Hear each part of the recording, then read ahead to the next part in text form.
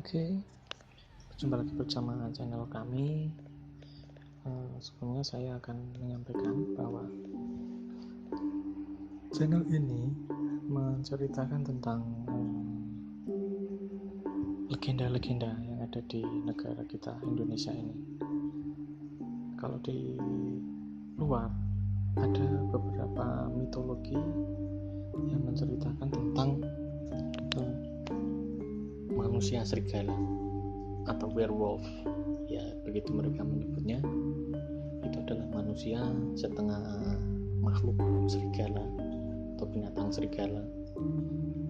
Nah, kalau di sini di Indonesia ini memang memiliki kebudayaan yang sangat beragam, yang dari kebudayaan itu melahirkan sebuah tradisi kesenian hingga legenda, mitos juga.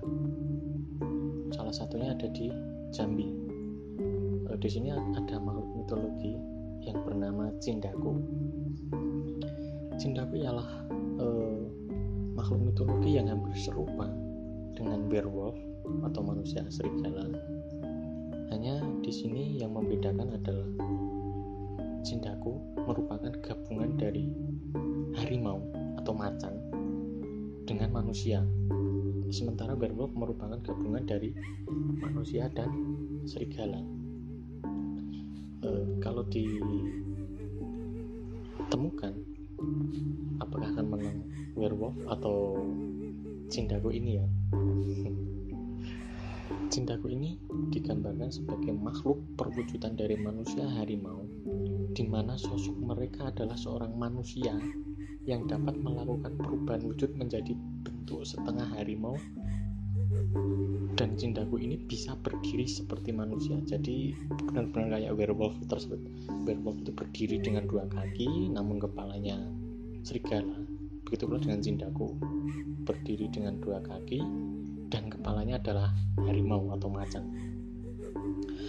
Legenda Cindaku ini sendiri adalah sebuah kekuatan di mana seseorang yang memiliki ilmu magis, ya di sini ilmu magis yang merupakan warisan dari leluhur atau nenek moyang mereka yang dulu pernah tinggal di tempat itu.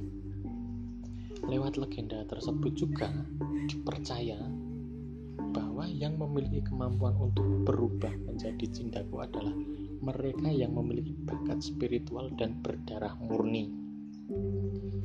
Kisah tentang Cindaku sendiri ini hingga sampai sekarang masih amat sangat lekatlah pada masyarakat Jambi, khususnya di bagian daerah masyarakat Kerinci, baik mereka yang sudah dewasa ataupun anak-anak. Jadi mereka semua itu menceritakan ini secara turun-temurun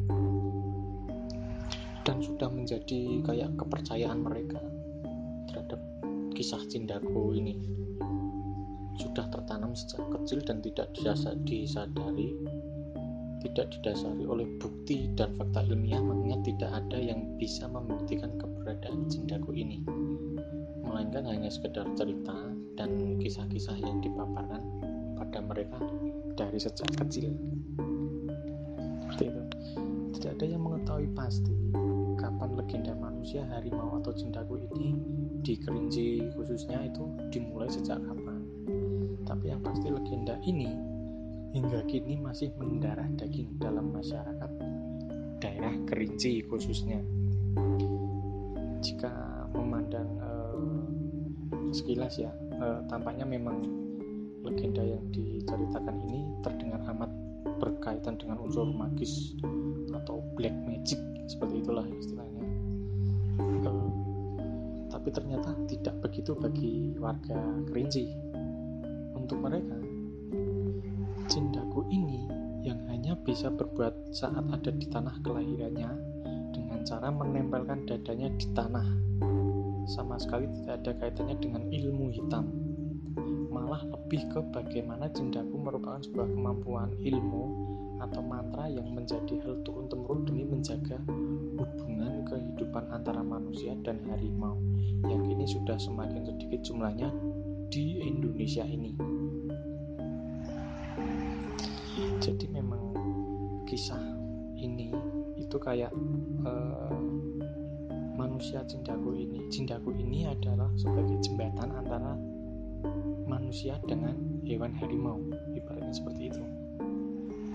Manusia yang harimau dulunya itu sering memangsa manusia, begitu juga dengan sebaliknya, manusia juga memburu harimau, entah diambil kulitnya atau kepalanya, seperti itu.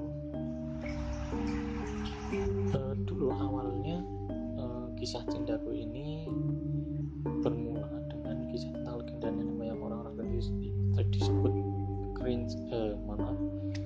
bermula dengan kisah tentang legenda nenek moyang orang-orang dari Kerinci yang disebut Tingkas.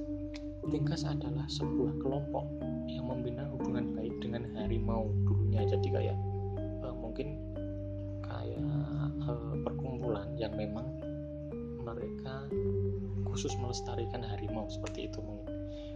Dan mereka bertugas sebagai penjaga batas dari manusia dan harimau itu sendiri. Hal inilah yang menjadi alasan mengapa seorang Jindaku bisa mengubah wujud mereka menjadi setengah harimau agar mereka bisa menjadi perantara. Seperti yang aku katakan tadi sebelumnya, menjadi perantara antara macan dan manusia, sehingga kedua belah pihak tidak menyalahgunakan peran mereka masing-masing, seperti itu. Intinya biar terjadi keselarasan atau mungkin lebih ke saling mengerti sih mungkin.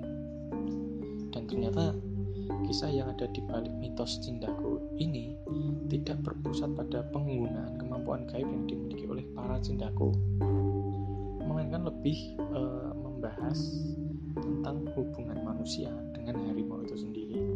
Hal ini semakin diperkuat mengingat seringnya kejadian manusia menjadi santapan seekor harimau nih. Jadi dulu tuh di sana harimau sering menerkam manusia karena si harimau telah melewati batas. Nah, ternyata dikarenakan ini yang menjadi inti dari kisah legenda manusia harimau Jindaku ini di Sumatera, karena di sana terkenal dengan harimau Sumateranya ya, yang dulu sering ke desa-desa seperti itu dan memangsa ternak dari penduduk, seperti itu. Gimana menurut teman-teman semuanya untuk kisah Jindaku ini? Silahkan komen jika kalian ada mungkin saran mitos-mitos atau legenda-legenda di daerah kalian, atau mungkin di Indonesia atau di dunia lah, di alam semesta ini. Jika ada silakan komen. Jika ingin minta kami nanti bisa bantu untuk penjelasannya lebih detailnya nanti seperti apa.